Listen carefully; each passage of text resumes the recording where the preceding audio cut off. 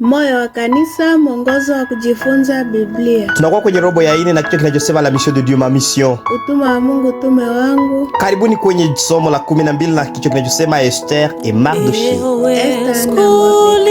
Notre verset est à mémoriser. Je t'établis pour être la lumière des nations, pour porter mon salut jusqu'aux extrémités de la terre. Isaïe chapitre 49 verset 6. Nitakutoa uwe nuru ya mataifa, upate kuwa wokovu wangu hata mwisho ya dunia. Tukiwa na swali, changamoto, comment, unaweza kufanyaje? Swali, comment, changamoto yote usikose kutuandikia kwenye namba yetu ya WhatsApp ama kwenye comment yetu ya hapa YouTube. Rafiki yangu nikusihi kusubscribe, kulike na kushare kwa watu wengine. Hivi ufanyapo hivyo unakuwa umefanya utume kwa watu wengine. Rafiki yangu ni kusalimu mara tena katika jina la Yesu Kristo na kukaribisha kwenye mwongozo wa kujifunza Biblia. Tunakuwa kwenye somo la 12, lakini leo dimanche ni kukaribisha kwenye somo linalosema captif dans une culture étrangère. Captif dans une culture étrangère, ama tunaweza kusema mateka katika utamaduni wa kigeni ama mateka katika mji wa ugeni. Huwezi kuelewa jinsi gani ni jambo ni jambo nzito na ni changamoto kubwa wakati mtu anahamishwa kutoka kwenye nchi fulani na kupeleka kwenye nchi nyingine, hasa sana kwa wao wana ambao walikuwa ni Wayahudi, ambao wao katika sheria yao, baadhi ya sheria zao zilikuwa ni za kidini, okay, ni za Mungu, na wanahamishwa kutoka pale wanaenda mahali pengine ambapo ni nchi ya wapagano. Kumbuka Daniel alikuwa ni teenager, alikuwa na miaka 18 na rafiki zake walikuwa kwenye tunaweza sema kwenye period ya adolescence. Lakini licha yale yote waliendelea kumtumainia kule Mungu mahali walipokwenda. Hivi ukamata Biblia yako kwenye kitabu cha Daniel sura ya kwanza mstari wa 8, Daniel 1:8 inasema, lakini Daniel alikusudia moyoni mwake kwamba asijitie unajisi kwa chakula cha mfalme wala kwa divai aliyokunywa. Bwana Yesu asifiwe. Kijana ambaye anakuwa teenage, ambaye ametenganishwa na familia yake, okay? Mahali alipokuwa ni zaidi ya kilomita 1500 hivi, sijui zaidi. Amekuwa mbali na wazazi wake. Walikuwa wameelimishwa katika utamaduni na sheria za Babeli, kwa sababu walikuwa wakiwaandaa ili kwamba wapate kuwa watu watakaosaidia Babeli, okay? Hivyo wapate waelewe Babeli vizuri sana. Walipewa hata jina la miungu ya Babeli, hata mlo wao ulibadilishwa. Lakini licha ya yale mambo yote waliendelea kuwa waaminifu. Kwenye sura ya kwanza wakasema, hatutajichafua na chakula cha mfalme, sisi tutaendelea kuwa waaminifu kwa Mungu, hatutaingiza najisi ndani yetu. Rafiki yangu kijana, mahali ulipo, je, unayo hiyo imani ya kuweza kumtetea Yesu Kristo mahali ambapo uko mbali na wazazi wako?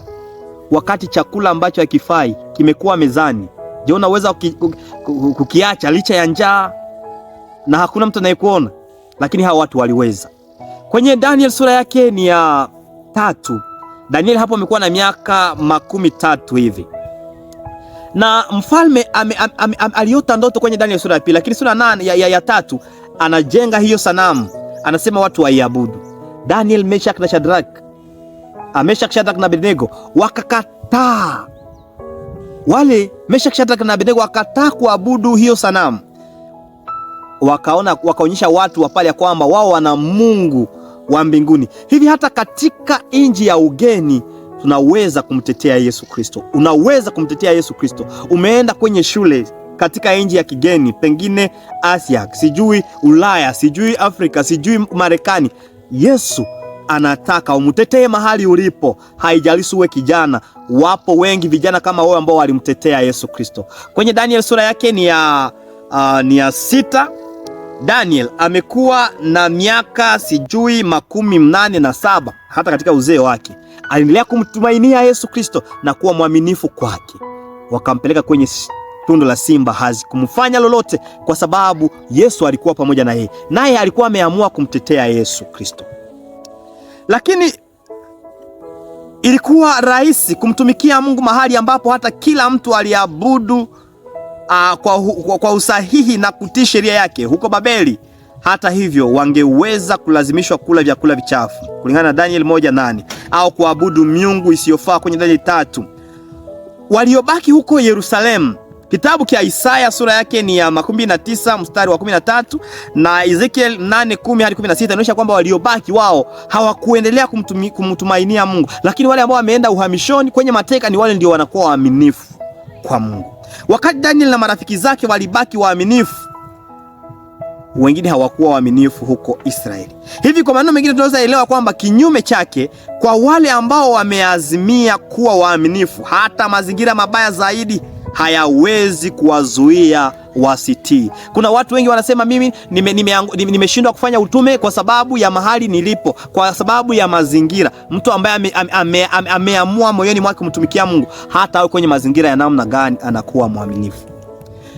En revanche, pour ceux qui sont déterminés à être fidèles, même l'environnement le plus défavorable ne peut les empêcher d'obéir. Bien-aimés, peu importe qui nous sommes ou là où nous vivons, nous sommes immergés dans un environnement qui, dans une certaine mesure, soit par les lois elles-mêmes, soit par la culture ou deux, peut présenter beaucoup de défis pour notre foi et notre témoignage. Ce récit de Daniel, bien qu'il se termine toujours d'une bonne manière, révèle que même dans les circonstances difficiles, l'on peut rester fidèle à Dieu. Même si chacun de ces récits n'avait eu une fin heureuse, il ne fait aucun doute que ces hommes avaient quand même fait ce qu'il fallait. Rafiki yangu, ni lazima tumutetee Yesu hata kwenye mazingira magumu namna gani. Je, ni kusudi lako kumtetea Yesu mahali ulipo, haijalishi changamoto unazozipitia?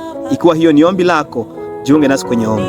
Asante Yesu Kristo kutufundisha tena utume wako uhamishoni, hata mahali tunapokuwa, licha ya changamoto, tufanye tuwe waaminifu wako, pamoja na mtazamaji kama Daniel na rafiki zake, katika jina la Yesu Kristo.